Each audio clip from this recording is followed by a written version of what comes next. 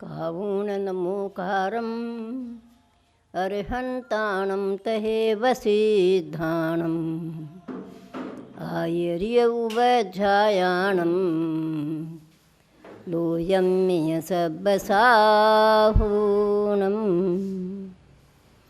देवादिदेव श्री चंद्र प्रभु भगवान की, बोले श्री पार्श्वनाथ भगवान की, बोले आचार्य चर्चकपति श्री शांति सागर जी महाराज की, बोले आचार्य रत्न 108 से अजित सागर जी महाराज की, गुरुवर आचार्य कल्प 108 से सन्मति सागर जी महाराज की, बोले जैन धर्म की जय।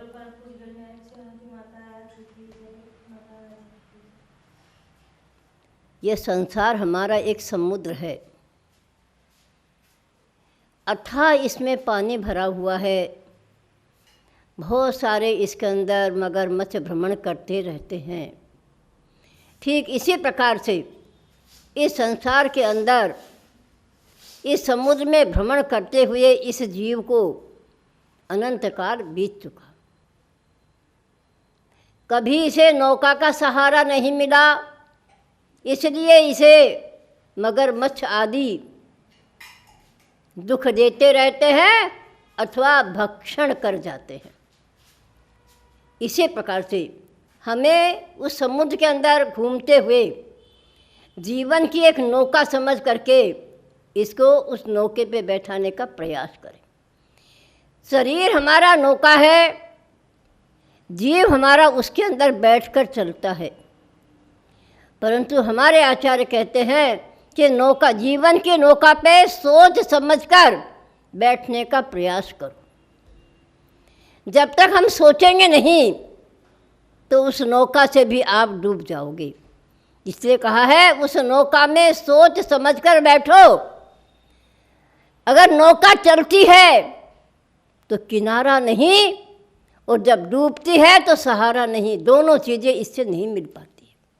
जब तक आप सोच के पैर नहीं रखा है, बैठे नहीं हो, तो क्या सोचो उसके अंदर। देखिए उस नौका के अंदर ऐसे छेद हो जाते हैं कि जिसमें से पानी शुरू हो जाता है।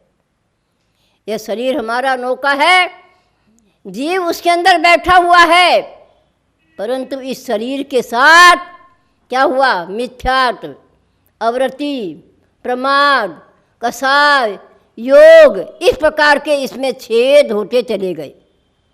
उस छेद होने से क्या होता है? उस नौका में पानी आना शुरू हो जाता है। बस यही हमारे कर्मों का आश्रव है। इसके अंदर अगर आश्रव से ये पानी भरता चला गया तो क्या होगा? ये नौका आपकी डूब जाएगी। तो क्या करो? संवर करो, व्रत, संयम, 12 भावना, 22 परिचय, इस प्रकार की भावनाओं का चिंतन करो।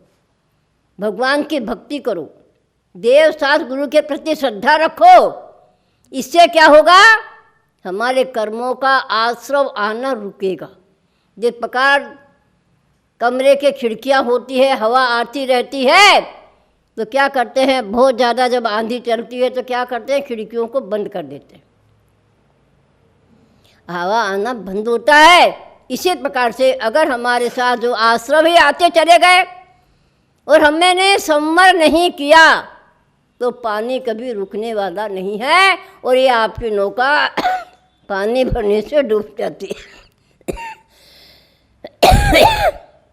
इसलिए सोच के बैठो और संयम की साधना, व्रतों का धारण करना और मन के ऊपर कंट्रोल करना, इंद्रियों पर विजय प्राप्त करना जब तक आपको नहीं आया है, और जब तक इस चीज़ों का आपने चिंतन नहीं किया है, तो आपकी यह नौका कभी संसार से पार हो सकती नहीं है। इसलिए यह भव समुद्र अपार तारण को निमित्त सुविद ठही, अति दृढ़ परन पावन यथारथ भक्ति बर नौका सही। भक्ति रूपी नौका के अंदर, ये संसार रूपी समुद्र में अगर आप चल रहे हो तो जरूर संयम की साधना, व्रत की तपस्या करने से क्या होता है? उन पानी को हम निकालना शुरू कर देते हैं धीरे धीरे। देखिए भरा हुआ पानी, नाव को उल्टा नहीं किया जाता है, नाव को उल्टा कर दोगे तो भी आप डूब जाओगे। इसलिए उसको निकालने का प्रयास करो। कोई बर्तन रखो जिससे ये पानी निकलता चला जाए। तो क्या कहा है, व्रत, महाव्रत, 10 धर्म, 12 भावना, 22 परिचय, ये सारी चीज़ें एक बर्तन है हमारा। उस भक्ति के नौका के अंदर इस बर्तन को साथ में रखो तो क्या होगा, धीरे धीरे पानी आपका निकलता चला जाएगा और एक दिन संपूर्ण पानी निकलने से, पानी का निकलना निर्जरा कहलाती है। और निर्जरा होते होते क्या होता है, एक दिन संपूर्ण कर्मों की निर्जरा करके यह जीव क्या होता है, हल्का हो जाता है। जितना हल्का होगा उतना ऊपर चढ़ेगा और जितना भारी होगा उतना ये डूबता चला जाता है। इसलिए इससे पापों की पोर जब सिर पे रख लेते हैं तो चढ़ना मुश्किल होता है, निकलना दुर्लभ होता है। इसी प्रकार हम पापों की पोट को उतारकर पुण्य के साधनों को जोड़ते चले जाएं और पुण्य ही हमारा इस पंचम काल के हमें कार्यकारी होगा।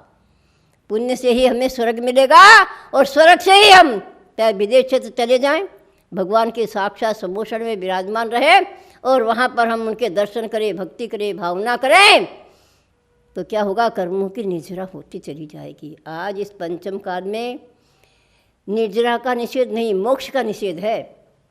पंचम काल में, पंचम काल का जन्मा हुआ मानव मोक्ष नहीं जा सकता है। पंचम काल में भी मोक्ष होता है, लेकिन चतुर्थ काल के जन्मे हुए मानव को मोक्ष होता है। पंचम काल के जन्मे हुए मानव को मोक्ष नहीं होता है। इसीलिए पंचम काल का जन्मा हुआ मानव मोक्ष नहीं जाएगा, लेकिन कर्मों की निर्जरा तो कर सकता है। कर्मों की निर्जरा करो, क्योंकि हमारे आचार्य कहते हैं कांटों के बीच में भी एक कमल खिल जाता है। कमल के पेड़ पे कांटे जरूर होते हैं, लेकिन उन्हीं के बीचों में कमल खिल के आता है। इसी प्रकार से संसार के सभी प्राणियों के जीव में कांटे के कारण, पापों के कारण ये कांटे चुभते रहते हैं, लेकिन इसी में से ही ऐसे जीव निकल जाते हैं। जैसे राम, हनुमान, सुग्रीव, सुनील आदि जो थे, क्या थे, इसी संसार में थे, परंतु अपना नाम करके उन कांटों से परे होकर के ऐसे कमल खिले जो आज इस संसार के अंदर उनका नाम चल रहा है। सोचिए, राम को, महावीर भगवान को क्यों याद करते हम? क्योंकि उन्होंने उस कांटों के बीच में से ऐसे कमल जैसे कलियों को खिलाया है। क्योंकि ये संसार उपवन है, बगीचा है, इसके अंदर अगर सुंदर सुंदर फूल खिलाओगे तो खुशबू निकलती चली जाएगी।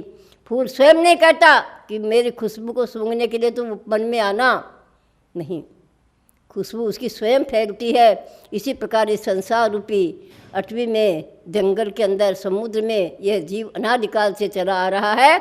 उन मगरमच्छों के बीच में अगर हमें उनसे पार होना है तो हमें संयम की साधना करनी पड़ेगी और ऐसे नौका के ऊपर बैठो जिसमें आप सोच समझ कर पैर रख कर आगे चलो, तो उस नौका से आपको पार हो जाओगे।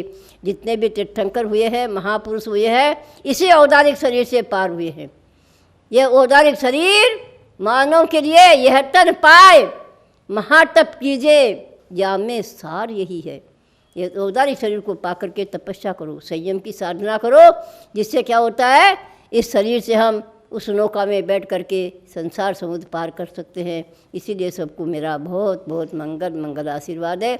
इसी प्रकार धर्म की प्रभावना करते हुए अपने जीवन को हम सार्थ बनाएं और आए तो कुछ करके जाएं, ताकि हमें आगे के लिए लोग विचार करें, सोचें कि ऐसे हमारे भी पुण्य करके हम अपना भी जीवन सार्थक करें। सभी को बहुत मंगल आशीर्वाद। बोले चंदा प्रभु भगवान की।